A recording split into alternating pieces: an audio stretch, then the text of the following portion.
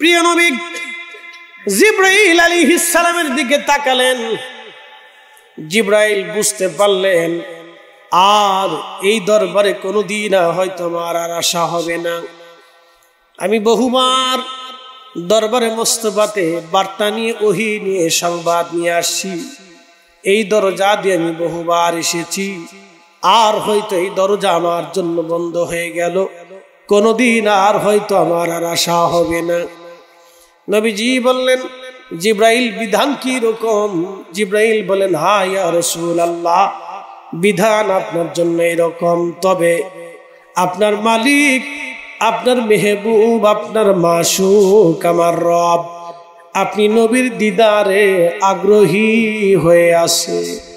আহা, আপনি নবীর দিদারে আমার রব আগ্রহী হয়ে আছে।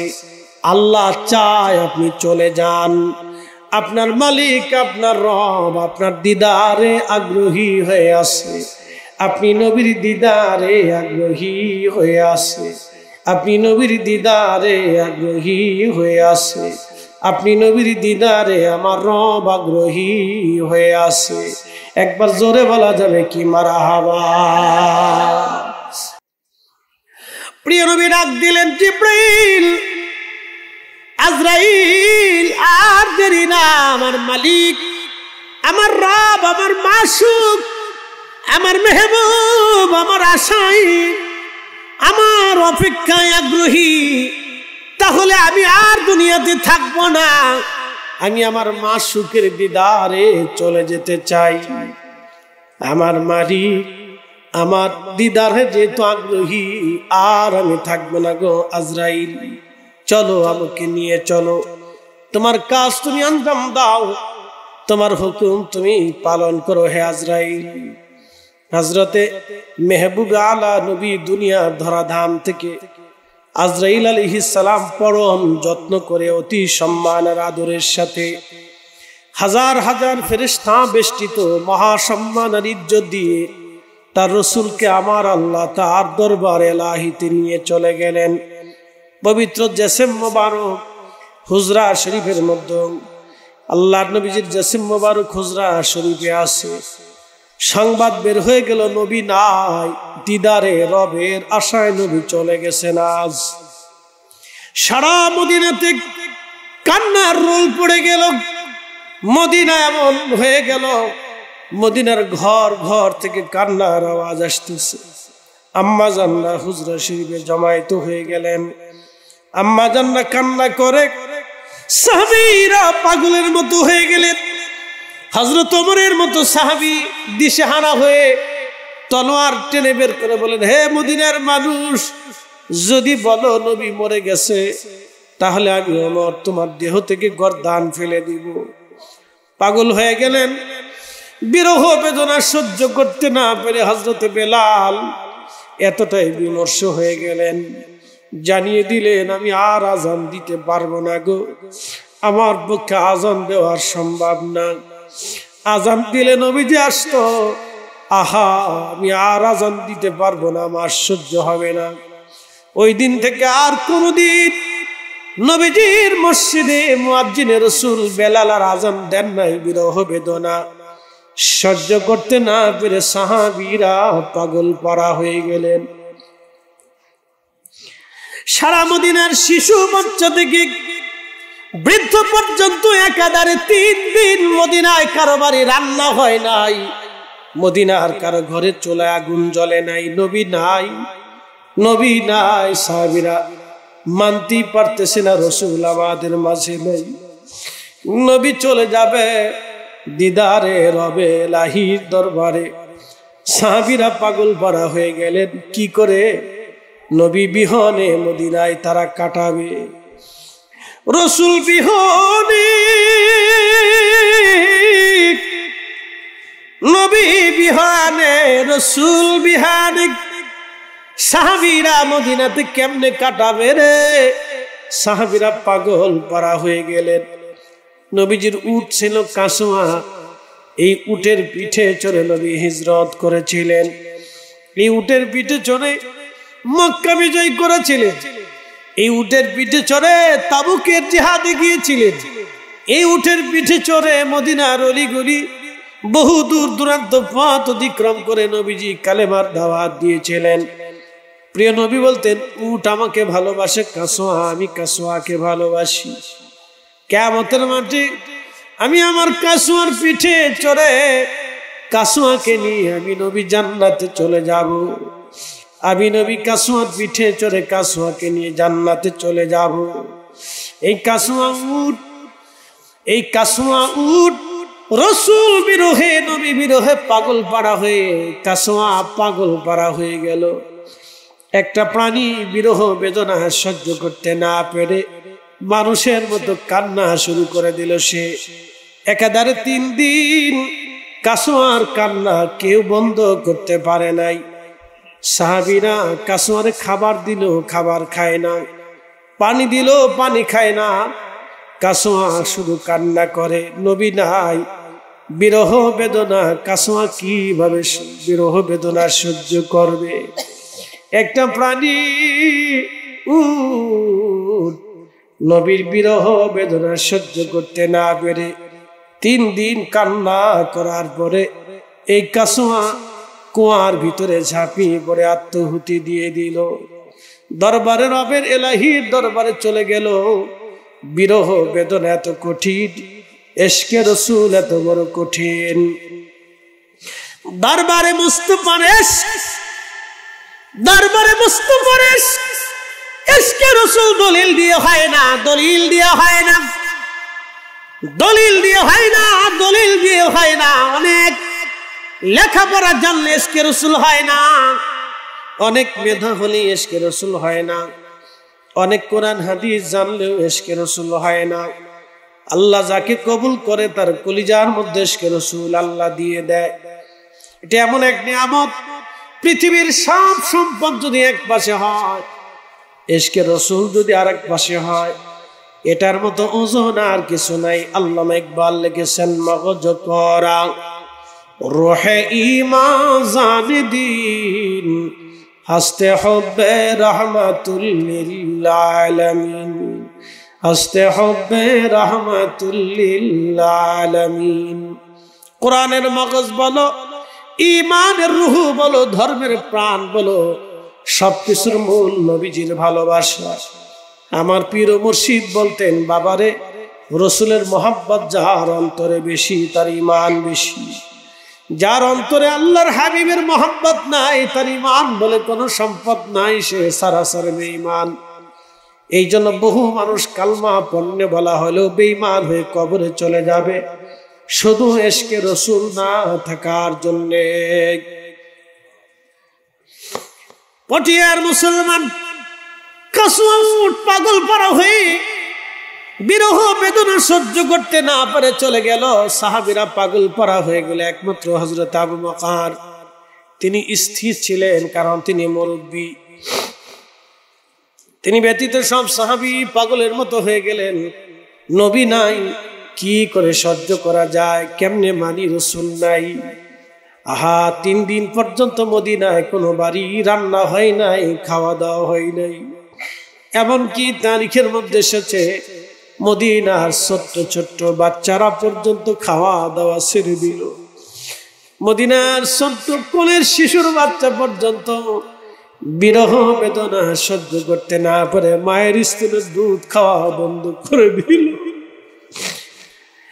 এত কঠিন বিরহ বেদনা, এত কঠিন। প্রত্যেকজন সাহাবী পাগল পারা হয়ে গেল। নবী নাই, আম্মা জানরা পাগলের মতো হয়ে গেল, রাসূল নাই।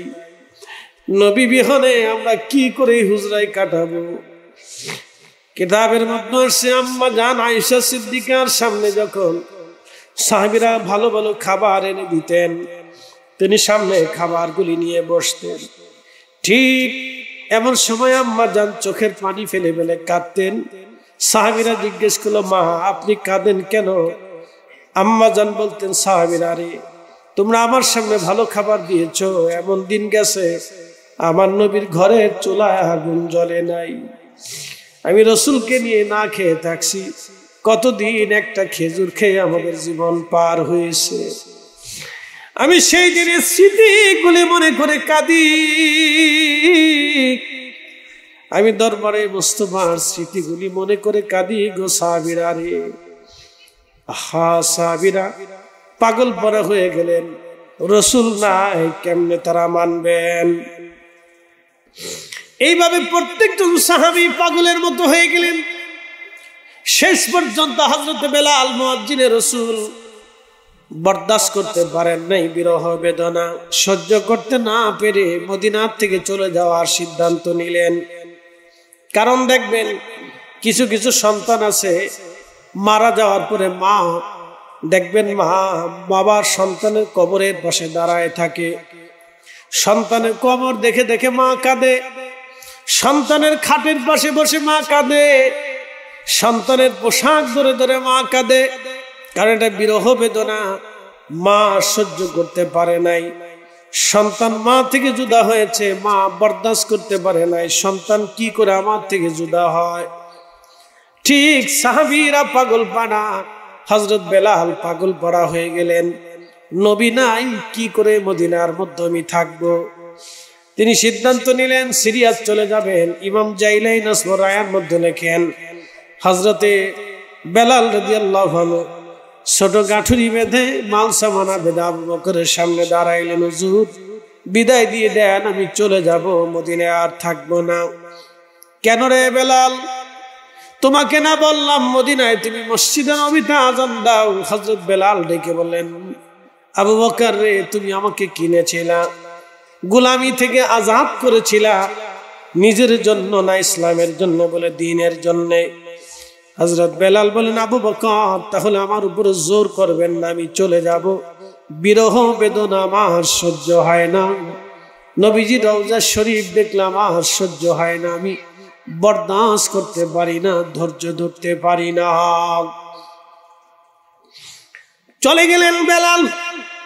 গভীর রজনী, বহুদিন পরে নবীজি স্বপ্ন দেখাইলেন, কিরে বেলাল, কেমন জুলুম তুমি আমার সাথে শুরু করছো? কতদিন হলো তুমি আমার জিয়ারতে আসো না? বেলাল আমি নবীর জিয়ারতে আয়। স্বপ্ন দেখে হযরত বেলাল রওনা হলেন।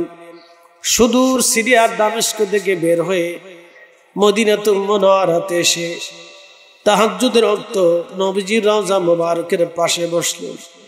ইমাম সুবকি লেখেন, ধুলাবালি, আল্লাহর মেহবুবের রওজা শরীফের ধুলাবালিগুলি বেলাল মাথার মধ্যে লাগাইতেছিলেন। জানি মুবারকে মাথা ঠেকি চোখের পানি ফেলে ফেলে কাদের বলে, হুজুর গোলামকে আসতে বলেছিলেন, গোলাম আপনার কদম মুবারকে হাজির হয়ে গেছে। নবীজি, গোলাম আপনার কদম মুবারকে হাজির। তখন মুয়াজ্জিন আসছে আযান দেওয়ার জন্য, ডেকে বলেন, হে সাহাবীরা শুনছো, নবীর মুয়াজ্জিন বেলাল আমাদের মাঝে আসছে। সাহাবীরা ঘর থেকে বের হয়ে আসলেন, দেখেন রওজা শরীফের পাশে বসে বসে বেলাল কাঁদে। সাহাবীরা বললেন, বেলাল রে আযান দাও, কতদিন হলো তোমার লাহানে আযান শুনি না, বেলাল আযান দাও। বেলাল বললেন, সাহাবীরা রে, আমি নিয়ত করেছি নবীজির ইন্তেকালের পরে আর কখনো আমি আযান দেব না, আমারে তোমরা অনুরোধ করো না, আমি বিরহ বেদনা সহ্য করতে পারবো না, আযান দেওয়া আমার পক্ষে সম্ভব না। সাহাবীরা বলেন, আমাদের কথায় বেলাল আযান দিবে না, চলো হাসান আর হুসাইন আছেন 7 নম্বর গেট বরাবর বাবু সালাম দিয়ে যদি আপনি হেঁটে হেঁটে যান, একটা মসজিদ আপনি পাবেন, ছোট্ট মসজিদ আলী। এটা কখনো মসজিদ ছিল না, এটাই ছিল হযরত ফাতিমাতুজ জাহরা রাদিয়াল্লাহু আনহার বাড়ি। এই বাড়িতে হযরত ফাতেমা, হাসান, হুসেইন, হযরত আলীকে নিয়ে থাকতেন। পরবর্তীতে সৌদি সরকার এটা মসজিদ বানাইয়া সংরক্ষণ করে রেখে দিয়েছে। এই বাড়ি থেকে হাসান হুসেইন রাদিয়াল্লাহু আনহুমাকে নিয়ে আসা হলো। আসার পরে মসজিদে নববীতে যখন তারা দাঁড়াইলেন, দেখতে নবীজির চেহারা মুবারক পেয়েছিলেন দুই ভাই সাহাবী। হযরত বেলাল রওজা শরীফ থেকে উঠে যেয়ে দৌড়াইয়া হযরত ইমাম হাসানকে জড়িয়ে ধরে বুকের মধ্যে মাথা ঠেকায় গুনগুন করে কাঁদতেছিলেন। আবার ইমাম হুসাইন রাদিয়াল্লাহু আনহুকে জড়িয়ে ধরে বুকের মধ্যে মাথা ঠেকায়া বেলাল কাঁদে। কিছু সময় পরে ইমাম হাসান ডাক দিলেন, নানার মুয়াজ্জিন, কতদিন হলো তুমি আমাদেরকে আজান শোনাও না, আজকে মিনারায় যাও, আমরারে আজান শোনাও যেইভাবে নানারে আজান শোনাইতা। মুয়াজ্জিনে রাসূল আওলাদে রাসূলের হুকুম অমান্য করতে পারেন নাই, দৌড়াইয়া চলে গেলেন। সেই সাদ এখন আছে, বনু নাজ্জার গোত্রের মহিলার সাদ, এখন মসজিদে নববীতে সংরক্ষণ করা আছে। সেই ছাদের উপরে দাঁড়িয়ে বেলাল আজান দিতেন, ছাদের উপরে দাঁড়ায় গেলেন, আজান শুরু হয়ে গেল। তাহাজ্জুদের সময় ফজর রক্ত সারা মদিনাতে আজানের আওয়াজ রন্দে রন্দে ছড়িয়ে গেল। আজানের আওয়াজ উহুদ পাহাড়ে বাড়ি লাগতে লাগলো। ঠিক তখনই মদিনার ঘর থেকে সাহাবীরা বের হইয়া মসজিদে নববীর দিকে দৌড়ায়। নবীর মুয়াজ্জিন আজান দেয়, বেলাল আজান দেয়। এতদিন পরে বেলাল আমাদের মাঝে ফিরে আসছে। বেলাল আজান দেয়, আজানের আওয়াজ সারা মদিনায় ছড়ায় গেল। মদিনার ঘর থেকে সাহাবীরা বের হয়ে দৌড়ায়, বেলাল আজান দেয় রে, নবী বুঝি ফিরে আসছে। ইমাম সুবকি শিফাউস সাকামের মধ্যে লেখেন, সমস্ত মদিনাদের জবান থেকে আসলো, নবী বুঝি ফিরে আসছে, নবী বুঝি ফিরে আসছে রে। নবীর মুয়াজ্জিন বেলাল আজান দেয়, ডুকরিয়ে ডুকরিয়ে মদিনার মানুষ কান্না শুরু করলো। এত পরিমাণে কান্নার আওয়াজ আসতে লাগলো, মহিলা বাচ্চা বৃদ্ধ থেকে শুরু করে সব ঘর থেকে বের হয়ে দৌড়ায়। মসজিদে নববীর ভিতরে মানুষ জমা হয়ে গেল, কান্নার আওয়াজ বাড়তে লাগলো। হযরত বেলাল আজান দিলেন, আশহাদু আন্না মুহাম্মাদার রাসূলুল্লাহ বলে যখন টান দিয়েছে, ইমাম সুবকি লেখেন, মদিনার মাটিগুলি থরথর করে কেঁপে উঠছে। আল্লাহু আকবার। মদিনার মাটিগুলি থরথর করে কেঁপে উঠছে। মদিনার মাটি কেঁপে উঠলো থরথর করে। একজনের আজানে পৃথিবীর মাটি কেঁপেছিল, তিনি বেলাল। একমাত্র উনার আজানে দুনিয়ার মাটি কেঁপে উঠল। মদিনায় বিরহ বেদনা সহ্য করতে না পেরে মদিনার মাটি থরথর করে কেঁপে উঠল। হযরত মুয়াজ্জিনে রাসূল অজ্ঞান হয়ে জমিনে পড়ে গেলেন, হুশ ফিরে আসছে। রওজা শরীফের পাশে দাঁড়ায় বললেন, হুজুর আমি আসছিলাম, কদমে হাজিরা দিয়েছি, আজানও দিয়েছি। আগে আজান দিলে আপনি নামাজে আসতেন, এখন আজান দিলাম আপনি আসেন না, আমি চলে যাচ্ছি। নবীজি বিরহ বেদনা সহ্য হয় না গো, আমি বিদায় নিচ্ছি, মদিনাতে আর দুনিয়াতে কখনো আর দেখা হবে না গো। নবীজি বিদায় নিলেন। সিরিয়ার দামেস্কে বিরহ বেদনা নিয়ে এইভাবেই হযরত বেলাল বিদায় নিয়ে চলে গেলেন। আর কোনোদিন তিনি মদিনাতে ফিরে আসেন নাই, আর কোনোদিন তিনি আজান দেন নাই, আর কোনোদিন তিনি মদিনায় ফিরে আসেন নাই। বিরহ বেদনা নিয়ে এভাবে কাটিয়ে দিলেন। শুধু কি এখানে শেষ? সাইয়েদুনা আবু বকর সিদ্দিকের ইন্তেকালের সময় আবু বকর বললেন, আমার আলীকে একটু ডেকে নিয়ে আসেন। হযরত আলীকে ডেকে নিয়ে আসা হলো। হযরত আলী রাদিয়াল্লাহু আনহু বসে বসে হযরত আবু বকর হযরত আলীর হাত ধরে চোখের পানি ছেড়ে দিলেন। আলী, তোমাকে ডাকছি একটা ওসিয়ত করার জন্য গো আলী। কি ওসিয়ত? খলিফাতুল মুসলিমিন বলেন, আমার ইন্তেকালের পরে তুমি নিজ হাত দিয়ে আমার গোসল দেওয়াইবা, নিজ হাতে আমার কাফন পরাইবা, নিজে আমাকে নবীজি রওজা শরীফের পাশে নিয়ে যাবা। প্রিয় নবী রওজা শরীফের বরাবর না একটু নিচের দিকে কদমের দিকে আমাকে কবরস্থ করবা। একসাথে বলবেন না আল্লাহু আকবার? না না, আরো জোরে বলেন ইয়া রাসূলুল্লাহ। সাহাবীদের আদব দেখেন, আদব। নবীজির বরাবর না, কদমের দিকে একটু নিয়ে আসবা, বরাবর রাখবা না, সোজাসুজি না, এটা আদবের খেলাফ হবে। একটু কদমের দিকে নিয়ে আসবা।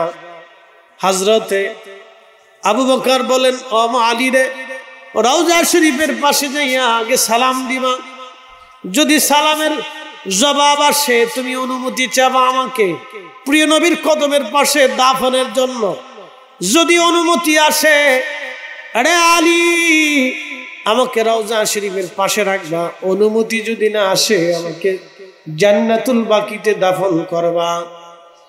হযরত আলী বললেন, হুজুর এত সাহাবী থাকতে আপনি কেন আমাকে এই কথা বলেন? হযরত আবু বকর ডাক দিয়ে বলেন, আলী রে, আমি জানি আমার রাসূলের ইন্তেকালের পরে নবীর ওসিয়ত মোতাবেক তুমি নিজে হাতে আমার নবীকে গোসল দেওয়াইছিলা। একসাথে জোরে বলবেন কি মারহাবা। খুব মনোযোগ দিবেন। আলী, তুমি নিজে হাতে তোমার হাত দিয়ে আমার নবীজির জিসম মোবারক ধৌত করেছিলা। তুমি তোমার ওই হাত আল্লাহর মেহবুবের শরীরে স্পর্শ লেগেছিল। আলী রে, আমি আবু বকরের মন চায় আমার ইন্তেকালের পরে ওই হাত দিয়ে তুমি আমার গোসল দেওয়াইবা। যেই হাতের স্পর্শ আমার নবীজির জিসম মোবারকে লেগেছিল, আমি আলী চাই, আমি আবু বকর চাই ওই হাতের স্পর্শ দিয়ে আমি আবু বকরের জীবন ধন্য হয়ে যাক। আল্লাহু আকবার।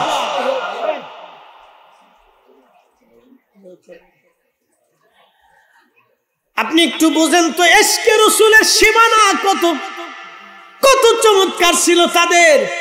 প্রেমের পরিধি এত দূর পর্যন্ত চলে গিয়েছিল, নবীজি ছোঁয়া পর্যন্ত, স্পর্শ পর্যন্ত তারা ছাড়তে চায় নাই।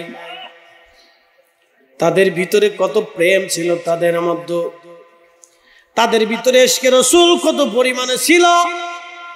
হযরত আলীর ছোঁয়াটুকুন তিনি বাদ দিতে চান নাই। নবীজির শরীর মোবারকে তোমার স্পর্শ লাগছে, ওই হাত দিয়ে তুমি আমি আবু বকরকে গোসল করাইবারে আলী আমারে নিয়ে যাবা, রওজা শরীফে সালাম দিবা।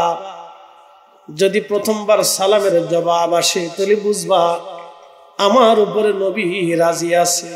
দ্বিতীয়বার সালাম দিবা, যদি অনুমতি না আসে তৃতীয়বার আবার সালাম দিবা। যদি অনুমতি না আসে, জামিউল মুজিজাতের মধ্যে লেখা হয়েছে, হযরত আবু বকর বলেন, আলী রে, আমারে জান্নাতুল বাকিতে দাফন করে রাখবা, সাবধান আল্লাহর মেহবুবের কাছে আমারে দাফন কইরো না। গোসল হয়ে গেল, কাফন দাফন পরাইয়া অদূরে নিয়ে রেখে দিয়ে হযরত আলী সালাম দিলেন, আসসালাতু ওয়াসসালামু আলাইকা ইয়া রাসূলুল্লাহ। সালামের জবাব আসলো না। আপনারা কি মনে করেন আনা মদিনাতুল ইলম, আমি এলেমের শহর, ও আলী ও বাবুহা, আলী হলো তার দরওয়াজা। একসাথে বলেন আল্লাহু আকবার। আমি এলেমের শহর, আমার আলী তার দরওয়াজা। এবার বুঝতে পারতেছেন নবীজির এলেমের তো কোনো শেষ নাই, সীমানা নাই।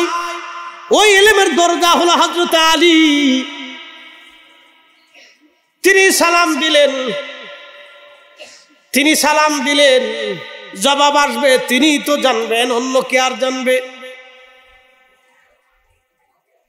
দরবারে মুস্তাফার সাথে কালবের হট কানেকশন হযরত আলীর। সালাম দিলেন তিনি, আওয়াজ আসলো না, জবাব আসলো না। দ্বিতীয়বার আবার সালাম দিলেন, জবাব আসলো না। তৃতীয়বার সালাম দিলেন, জবাব হলো না। হযরত আলী চিন্তা করলেন, হায় হায় সর্বনাশ, হযরত আবু বকর বুঝি অন্যায় করে ফেলছে, ফিরে আসবেন। ঠিক এমন সময় রওজা থেকে হযরত আলীর কাছে মেসেজ আসলো, আদখিলিল হাবিবা মাআল হাবিবে মাআল হাবিবে মুশতাকুন। বন্ধুকে বন্ধুর কাছে রেখে দাও, বন্ধুকে বন্ধুর কাছে রেখে দাও, বন্ধুকে বন্ধুর কাছে রেখে দাও, সাথীকে সাথীর কাছে রাখো। কারণ আবু বকর হিজরতের সাথী, কঠিন বিপদের সাথী, জিহাদের সাথী, পথ চলার সাথী, মসজিদে নববীর সাথী, খাবারের সাথী। আদখিলিল হাবিবা মাল হাবিবি ফাইনাল হাবিবা মাল হাবিবি মুস্তাকুন। বন্ধুকে বন্ধুর কাছে রাখো, কেন না বন্ধু বন্ধুর জন্য আগ্রহী হয়ে আছে। বলবেন না ইয়া রাসূলুল্লাহ? চিৎকার মেরে বলেন আল্লাহু আকবার।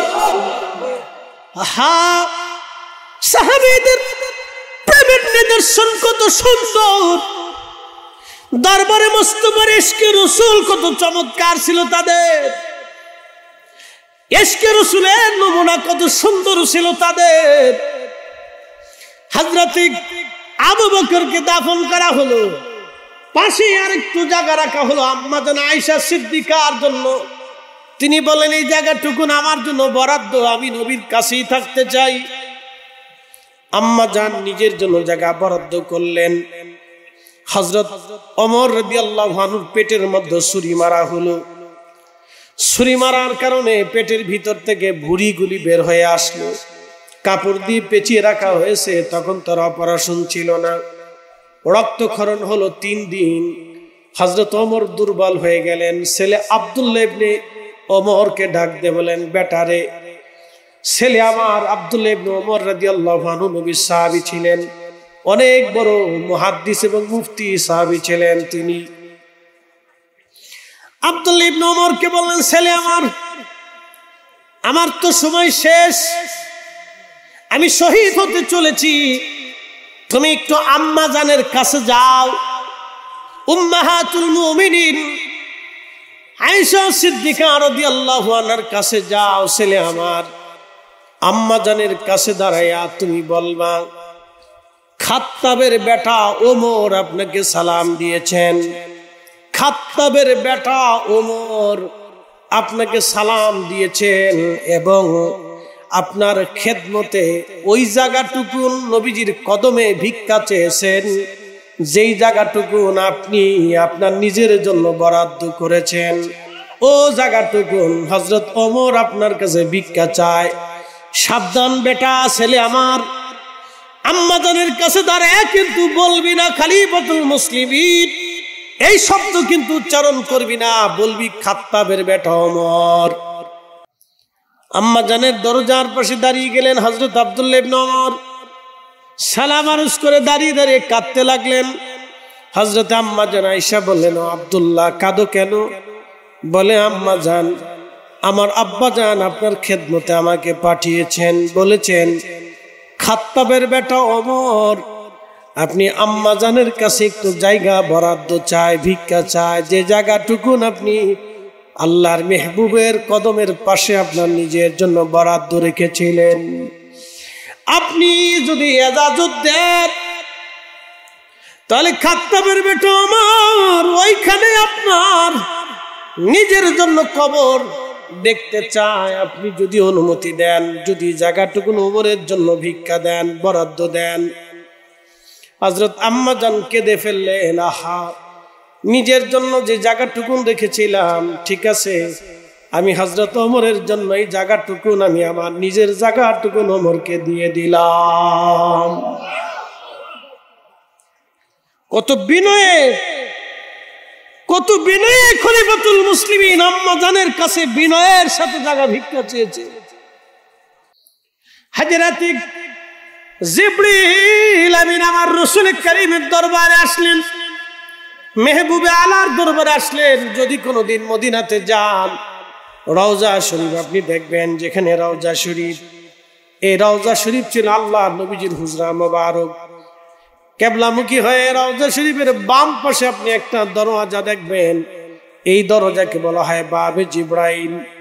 এই দরজা দিয়ে জিবরাইল আলাইহিস সালাতু ওয়াস সালাম আসতেন। ওই দরজার পাশে দাঁড়াইয়া জিবরাইল সালাম দিলেন, আসসালামু আলাইকা ইয়া রাসূলুল্লাহ। নবীজি আমি জিব্রাইল আসছি, অনুমতি দিলে ভিতরে আসবো। একসাথে বলবেন আল্লাহু আকবার। জিব্রাইল আলাইহিস সালাম দাঁড়ানো আছেন, নবীজি ইজাজত দিলেন, ভিতরে ঢুকলেন। হযরত জিব্রাইল সালাম দিয়ে বলেন, ইয়া রাসূলুল্লাহ, আমার রব আমাকে পাঠিয়েছেন। আল্লাহ যদিও জানেন সব আল্লাহ রব্বুল আলামিন, এই মাইক একবার রাখো, সব আল্লাহ জানে, হুজুর রব্বুল আলামিন সব জানে। আল্লাহ পাঠিয়েছেন আমাকে আপনার খোঁজ খবর নেওয়ার জন্য। আপনার এখন কেমন লাগে বলেন? নবীজি বললেন, জিব্রাইল আমার পেরেশানি লাগে, বড় অসুস্থতা লাগে, ভালো লাগে না। জিব্রাইল ওই দিনের জন্য চলে গেলেন। পরের দিন জিব্রাইল আমিন আবার আসছে, সালাম দিয়ে জানাইলেন, হুজুর আপনি কেমন আছেন? যদু সব আমার রব জানেন। ঠিক প্রিয় নবী আগের দিনের মতো বলেন, জিব্রাইল আমার অসুস্থতা বেড়েছে, ভালো লাগে না, বড় পেরেশানি লাগে। জিব্রাইল চলে গেলেন। এর অর্থ হলো কোন অসুস্থ ব্যক্তির খোঁজ খবর নেওয়া এটা দরবারে এলাহির সুন্নাত। অসুস্থ আপনজনের খোঁজ খবর নেওয়া, প্রিয়জনের খোঁজ খবর নেওয়া দরবারে এলাহির সুন্নাত। যদিও আল্লাহ সব জানে, তারপরও জিব্রাইলকে পাঠাইছে, হাবিব যাই আমার বন্ধুরে জিজ্ঞেস করো আমার বন্ধু কেমন আছে। পটিয়াবাসী পরের দিন জিব্রাইল আবার আসছে, দরজার সামনে সালাম দিলেন, সালামের জবাব আসলো। জিব্রাইল বলেন, ইয়া রাসূলুল্লাহ, আজকে আমি একা আসি নাই, নবী গো আমার সাথে মালাকুল মউতকে নিয়ে আসছি। হুজুর এজাজত যদি দেন, মালাকুল মউত আমার সাথে আপনার কাছে আসতে চায়, আপনার কাছে কথা বলতে চায়, এজাজত চায় মালাকুল মউত। সৃষ্টিতে কোন দরবারে মালাকুল মউত কখনো এজাজত চাই নাই, আর কখনো চাবে না। একটা মাত্র দরবার, দরবারে মুস্তাফা সাল্লাল্লাহু আলাইহি ওয়াসাল্লাম। এটা এমন মর্যাদাওয়ালা দরবার, যে দরবারে দাঁড়াইয়া মালাকুল মউত পর্যন্ত এজাজত চায়, এজাজত চায়। জিব্রাইল এবং মালাকুল মউত নবীজির সামনে বসে গেলেন। আল্লাহর নবীজির কাছে জিব্রাইল বলেন, হুজুর মালাকুল মউত আপনার সাথে কথা বলতে চায়। নবীজি এজাজত দিলেন, বলেন। মালাকুল মউত বললেন, হুজুর যদি আপনি এজাজত দেন, আপনাকে নিয়ে যাওয়ার জন্য আমার মালিক আমার রব আমাকে পাঠিয়েছেন, যদি আপনি এজাজত দেন। আল্লাহু আকবার, না একসাথে বলেন আল্লাহু আকবার, চিৎকার মেরে বলি ইয়া রাসূলুল্লাহ। যদি নবীজি আপনি এজাজত দেন, এজাজত যদি অনুমতি হয়, আমি আপনাকে নিয়ে চলে যাব রবের দরবারে। আর যদি অনুমতি না দেন নবীজি, আমি মালাকুল মউত চলে যাব ফিরে। আপনার যতদিন মন চায় ততদিন উম্মতের মাঝেই থাকবেন। প্রিয় নবী বললেন, জিব্রাইল আমার মালিকের পক্ষ থেকে হুকুম কি এরকম? জিব্রাইল মাথা নেড়ে বলেন, হায় ইয়া রাসূলুল্লাহ, আল্লাহ এইভাবেই মালাকুল মউতের উপরে আমার আল্লাহ হুকুম জারি করেছেন। হুজুর অনুমতি যদি দেন মালাকুল মউত এবং আমি আপনাকে নিয়ে যাব রবের দরবারে। আর যদি অনুমতি না দেন, মালাকুল মউত ফিরে চলে যাবে। যতদিন মন চায় আপনি উম্মতের মাঝেই ততদিন থাকবেন। হুজুর আপনার আগে এরকম কারো কাছ থেকে অনুমতি নেওয়া হয় না, আপনার পরে আর কারো কাছ থেকে অনুমতি নেওয়া হবে না। নবীজি আপনার আগে কারো কাছ থেকে অনুমতি নেওয়া হয় নাই, আপনার পরে আর কারো কাছ থেকে এইভাবে অনুমতি নেওয়া হবে না। সবার বেলায় বিধান একরকম, আমার রাসূলের বেলায় বিধান অন্যরকম। সবারটাই বিধান আসলো, ওয়ালা ইউআখিরাল্লাহু নাফসান ইযা জাআ আজালুহা, আজালুহা সময় শেষ হয়ে যাবে, 1 সেকেন্ড দেরি হবে না, কোনো অনুমতি লাগবে না, অনুমতি হবে না, কোনো পারমিশন নাই, চলে যেতে হবে রবের দরবারে। কিন্তু আমার রসুলের বেলা হলো ভিন্ন রকম। হুজুর অনুমতি যদি দেন আমি আপনাকে নিয়ে যাব, আর অনুমতি যদি না দেন আমি আজরাইল ফিরে চলে যাব। আপনার আগে আপনার পরে এইভাবে কারো কাছ থেকে কোনোদিন অনুমতি নেওয়া হয় নাই, আর কোনোদিন কারো কাছ থেকে অনুমতি নেওয়া হবে না। ছেলেকে পাঠায় বলছে সাবধান, খলিফাতুল মুসলিমিন বলবি না, সাবধান খলিফাতুল মুসলিমিনের পরিচয় দিবি না, বলবি খাত্তাবের বেটা ওমর আপনার খেদমতে জায়গাটুকুন ভিক্ষা চাইতেছে, যদি আপনি অনুমতি দেন। বুঝতে পারছেন? এটা দরবারে মুস্তাফার আদর।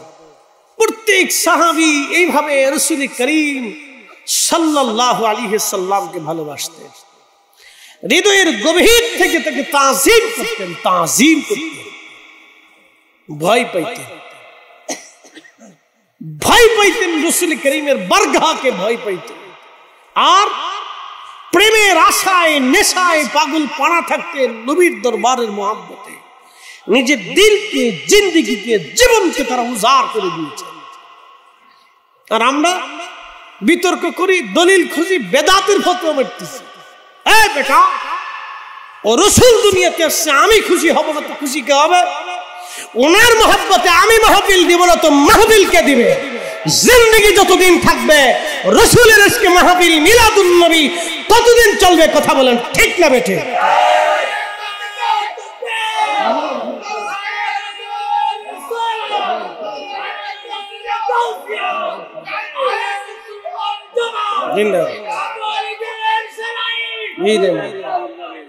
আল্লাহ কবুল করুক, বলে না আমিন। সাহাবীদের জিন্দেগির আলোচনা আপনাদের সামনে তুলে ধরলাম। এভাবে তারা মহাব্বত করতেন, প্রত্যেকজন সাহাবী এইভাবে ভালোবাসতেন। মেজবানে রাসূল হযরত আইয়ুব আনসারী রাদিয়াল্লাহু আনহু মাঝে মধ্যে সে নবীজি রওজা শরীফের সামনে বসে থাকতেন, জিয়ারত করতেন, রওজা শরীফের সাথে হেলান দিয়ে বসে থাকতেন। তো মারওয়ান ইবনে হাকাম একদিন দেখে বলেন, এই বেটা, এই তুমি কি করতেছো জানো? তুমি শিরক করতেছো। মারওয়ান ইবনে হাকাম, তো মারওয়ান ইবনে হাকামের দল এখনো আছে। কি কথা কর না? এই আসলে বলেন, জোরে বলেন। মারওয়ান ইবনে হাকামের দল এখনো আছে। সাহাবীকে ধমক দিচ্ছে মারওয়ান ইবনে হাকাম, দুশমনের রাসূল। এই আল্লাহর বান্দা, কি করো তুমি জানো? এই তুমি শিরক করতেছো। তখন হযরতে আইয়ুব আনসারী রাদিয়াল্লাহু আনহু ফিরে তাকালেন। তখন মারওয়ান ইবনে হাকাম দেখে, হায় হায়, এ তো সাধারণ সাহাবী না, মেজবানে রাসূল, যাদের কথা তাওরাতে, জবুর, ইনজিলে লেখা আছে, যাদের মেহমানদারির কথা কিতাবে লেখা আছে, তিনি বসে আছেন। তখন হযরত আইয়ুব আনসারী রাদিয়াল্লাহু আনহু রাগান্বিত হয়ে গেলেন, এ মারওয়ান, আমি আমার রাসূলের দরবারে বসছি, ওয়ালাম আতিল হাজার, কোন পাথরের সামনে বসে নাই। আমি নবীর সামনে বসেছি, আমি কোন পাথরের সামনে বসি নাই। আমি দরবারে মুস্তাফাতে বসেছি, আমি নবীজির রওজা শরীফে বসেছি। ওয়ালাম আতিল হাজার, কোন পাথরের সামনে বসি নাই। আজকে ওরা কারা? নবীর জিয়ারতকে ইনকার করে, নবীর জিয়ারত থেকে মুসলমানদেরকে যারা সরাইতে চায়, ওরাই হয়েছে বর্তমান মারওয়ান ইবনে হাকামের অনুসারী। কথা বলেন ঠিক না বেঠে? মারওয়ান ইবনে হাকামের অনুসারী এখনো আছে, ওটা শেষ হয় নাই, কিয়ামত পর্যন্ত থাকবে।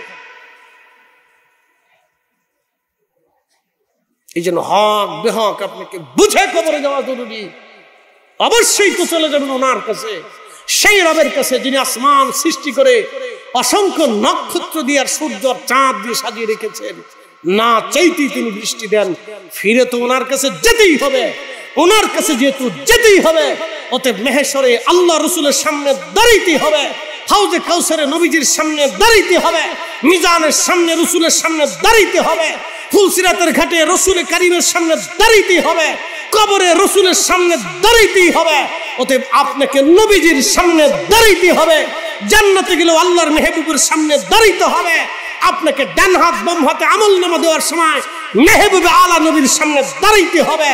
রাসূল ছাড়া, নবী ছাড়া উম্মতের নাজাতের কোনো রাস্তা নাই। কথা বলেন ঠিক না? আপনি কি দলিল দিবেন আমাকে মাহফিল বন্ধ করার জন্য? আপনারও সাতার দলিল আমাদের দেখার সময় নেই, আপনারও সাতার বেদাতের তফকা আমার দেখার সময় নেই। আপনি বেদাতের ফতোয়া দিবেন আর হাসবেন দূরে দাঁড়িয়ে, আপনার হাসি ডিম পারবে না। আপনার বেদাতের ফতোয়ায় কখনো বেহেশতের আশা করা যায় না। দরবারে মুস্তাফার মহব্বতের মাহফিলে আমরা আসবো, বসবো, শুনবো, দিব, অর্থ খরচ করব, জান খরচ করব, মাল খরচ করব, সময় ব্যয় করব, জিন্দেগি খরচ করব। কথা বলেন ঠিক না? এর চেয়ে বড় বুলন্দ নসিব জীবনের কি হতে পারে? এর চেয়ে জিন্দেগিতে বুলন্দ নসিব আর কি হতে পারে আমাদের জীবনে? প্রিয় ভাই আমার, আমরা ফিরে যাব ওনার কাছে, বা ইন্না ইলাইহি রাজিউন, ওনার কাছে ফিরে চলি। তো মদিনাতে যিনি ঘুমিয়েছেন আপনি বুঝেন, উনি ওনার মেহবুব। তো সাধারণ মেহবুব না, মেহবুব আলা, সর্বোচ্চ দাবি মেহবুব। ওনার সন্তুষ্টিতে আল্লাহর সন্তুষ্টি, ওনার রেজামন্দিতে আল্লাহর রেজামন্দি, ওনার পথই আল্লাহর পথ, ওনার মতই আল্লাহর মত। মাইয়ুতি রাসূল ফাকাদ আতা আল্লাহ। ওনার ইত্তেবাই, কোরআন বলতেছে আল্লাহর ইত্তেবা, ওনার ইত্তেবাই আল্লাহর ইত্তেবা, ওনার রেজামন্দি আল্লাহর রেজামন্দি, ওনার দলই আল্লাহর দল, ওনার মতই আল্লাহর মত, ওনার পথই আল্লাহর পথ, ওনার সুন্নতি আল্লাহর সুন্নত, ওনার দেখানো রাস্তাই আল্লাহর রাস্তা, ওনার জিন্দেগি আল্লাহর দেওয়া জিন্দেগি, ওনার জন্য জীবন দেওয়া, আল্লাহর জন্য জীবন দেওয়া, ওনাকে ভালোবাসা, আল্লাহকে ভালোবাসা, ওনাকে তাজিম করা, আল্লাহকে তাজিম করা, ওনাকে খুশি করা, আল্লাহকে খুশি করা, দরবারে মুস্তাফার গোলামি, আল্লাহর গোলামি। কথা বলেন ঠিক কিনা? হিসাব সহজ, বরাবর স্কয়ার প্লাস বি স্কয়ার। আপনি অঙ্ক পারেন না, আমার দোষ কি? আপনি বুঝেন না তো আমার দোষ কি? বেদাতির ফতোয়া দিবেন আপনি আর আমি চোখ বুঝে মেনে নিব, কি আশ্চর্য!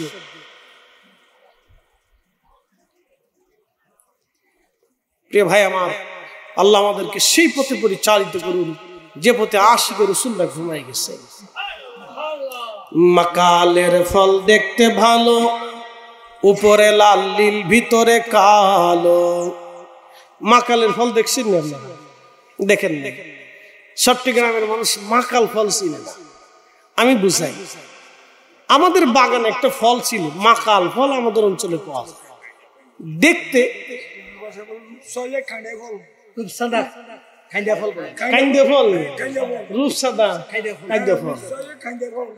রূপসাদা আচ্ছা মাশাআল্লাহ, তাহলে ঠিক আছে। আমরা দেশে বলে মাকাল ফল। কি ফল? মাকাল। মাকাল দেখতে খুব সুন্দর দেখা যায়, কিন্তু ভিতরে কালো কালো অন্ধকার, গন্ধ বিশ্রী।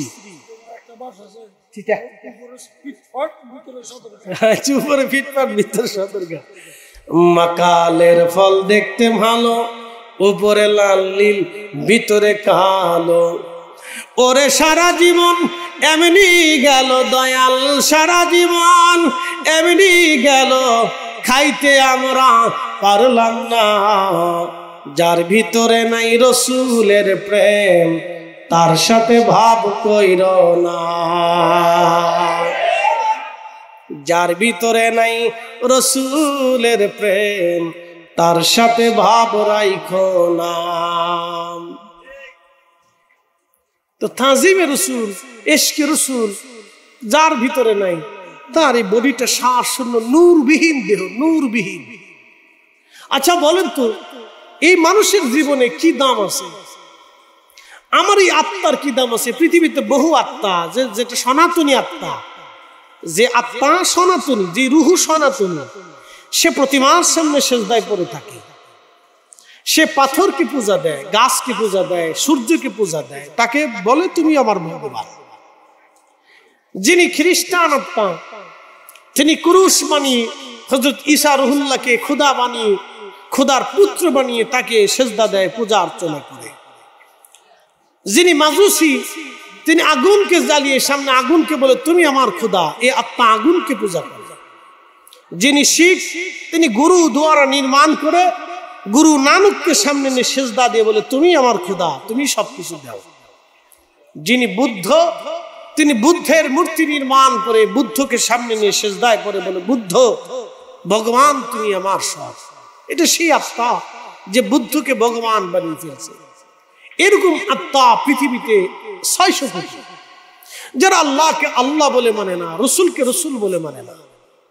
তো আমাদের দাম কিসে? আমাদের দাম হচ্ছে এই কলবে কলিজাতে লা ইলাহা ইল্লাল্লাহ, লা ইলাহা ইল্লাল্লাহ, তারপরে মুহাম্মাদুর রাসূলুল্লাহ সাল্লাল্লাহু আলাইহি সাল্লাম, নূরে মুহাম্মাদি। কথা কন নাকি, ঠিক কি না? আমাদের কলবে কি? নূরে, জোরে বলেন, নূরে, নূরে মুহাম্মাদের ঈমানে আমাদের কাল দৌলত ওয়ালা হয়ে গেল। শুধু আমার কালমা, আমার দেহ নূরে নূরান্বিত হয়ে গেল। আল্লাহ বলেন, ইন্নামাল মুশরিকুনা নাজাসুন, প্রত্যেক মুশরিকরা নাপাক। আল্লাহ আমাকে পাক বানিয়ে দিলেন। কেন? নূরে মুহাম্মাদির ঈমানের তাজাল্লি আসার সাথে সাথে আমার দেহ পাক হয়ে গেল। এখানে কি শেষ থাকবে?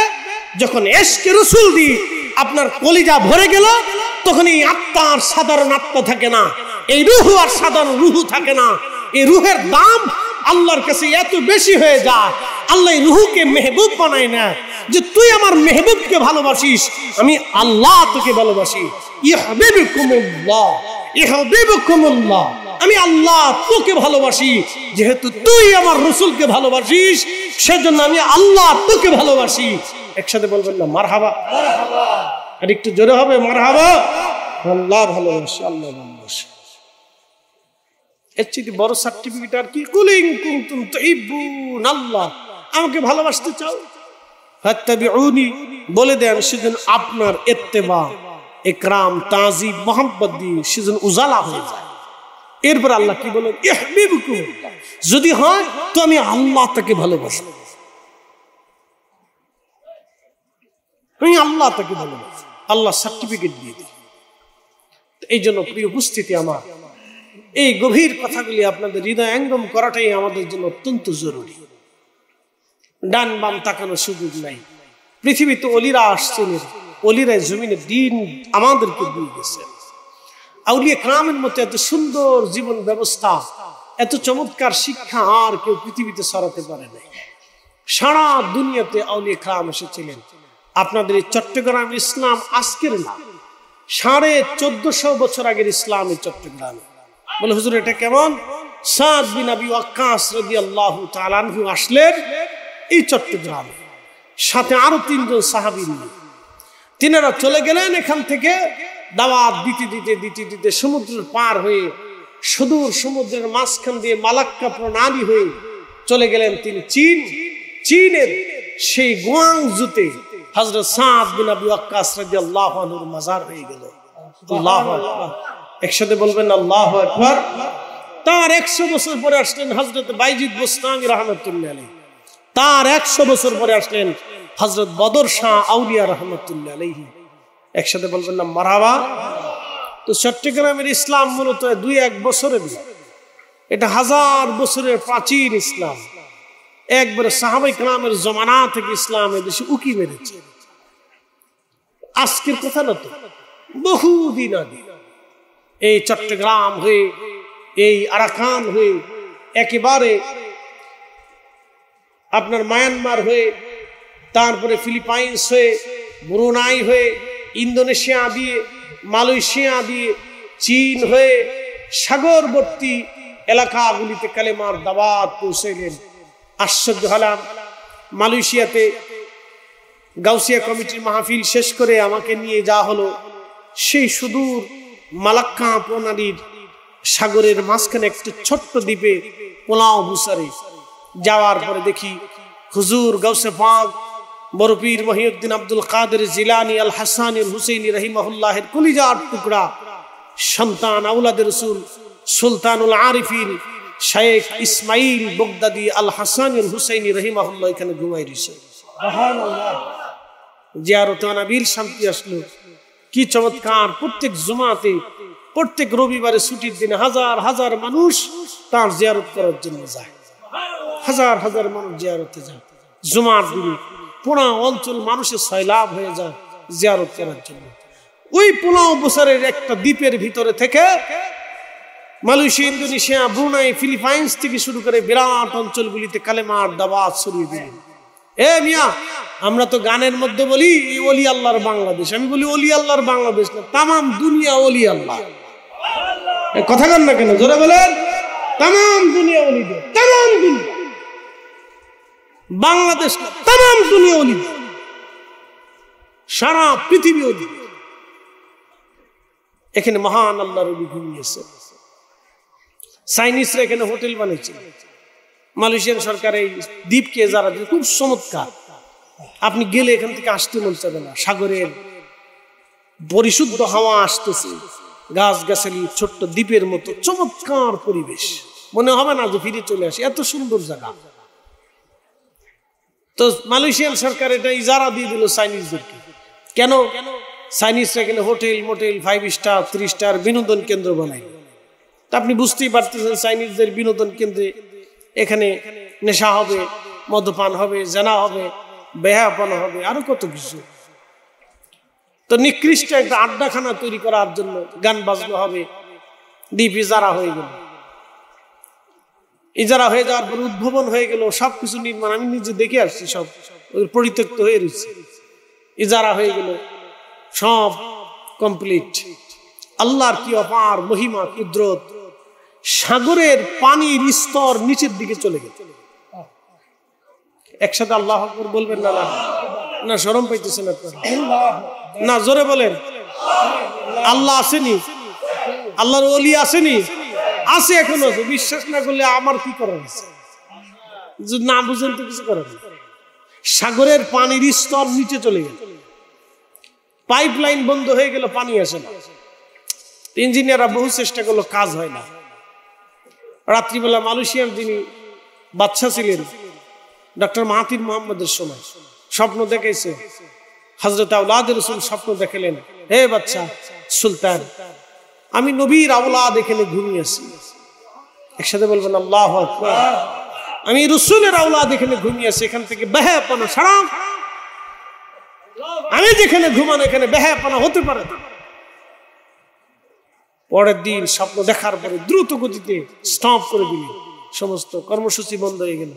ওগুলো এখনো পরিত্যক্ত আছে। ওনার মাজার শরীফে খুব সুন্দর করে একবারে রাস্তাঘাট, লাইন টাইন, কারেন্ট, বিদ্যুৎ করে দিয়ে পরিবেশ অত্যন্ত চমৎকার করে দিলেন। প্রত্যেক জুমাতে তাবারক রান্না হয়, মুসল্লিরা আসে খায়, প্রায় নামাজেই মেহমানদারি থাকে, কিছু না কিছু তাবারক থাকে। মারহাবা বলবেন না? খালি বাংলাদেশে বেদাতের ফতোয়া। আমি নিজে দেখেছি আজানের আগে ওই মসজিদের মুয়াজ্জিন সালাতু সালাম পাঠ করতেছে, কোরআন শরীফ তেলাওয়াত করতেছে, নিজে দেখেছি, ভিডিও করে দিয়েছি। খালি ফতোয়া বাংলাদেশ, কি আশ্চর্য! নামাজের পরে আমরা নিজেরা ইমাম সাহেব সহ মিলাদ শরীফ বললাম, খালি ধাক্কা ধাক্কি বাংলাদেশ। মানে বাংলাদেশের এক বদ চরিত্র হয়ে গেছে, খালি ধাক্কা ধাক্কি করো। প্রিয় উপস্থিতি আমার, ভাববেন না যে সুন্নাত শুধু বাংলাদেশে, সারা পৃথিবীতে আহলে সুন্নাত। ওলিদের কদম যেখানে পড়েছে, আহলে সুন্নাত ওয়াল জামাত সেখানে। কথা বলেন না ঠিক করে? রাষ্ট্রীয়ভাবে মালয়েশিয়াতে ঈদ মিলাদুন নবী পালিত হয়, ব্রুনাইতে হয়, ইন্দোনেশিয়াতে হয়, ফিলিপাইন্সে হয়। রাষ্ট্রীয়ভাবে রাষ্ট্রের প্রধান মিলাদুন নবী পালন করে নিজেরা। আমাদের লেতা সেতা কথা, এই সমস্ত লেতা সেতা কথা না। আমাদের দেশে যারা আছে লেতা সেতা কথা, ওনাদের কাছে কিচ্ছু না। পৃথিবীর এক উন্নত বিশ্বগুলিতে পবিত্র মিলাদুন নবীর মাহফিল হচ্ছে, কি আলিশান করে, এত চমৎকার করে সাজিয়ে গুছিয়ে তারা করে, পরিশুদ্ধভাবে নির্মল ভাবে করতেছে রাষ্ট্রীয়। আল্লাহ আমাদেরকে বোঝার তৌফিক দিক বলে না। আর লম্বা কথা বাড়াবো না, আলোচনা ইতি নিয়ে আসছি। 1:45 বাজে, অনেক রাত হয়ে গেছে। 12:15 থেকে 1:45 অনেক ওয়াজ হয়েছে। 2 ঘন্টা আলোচনা।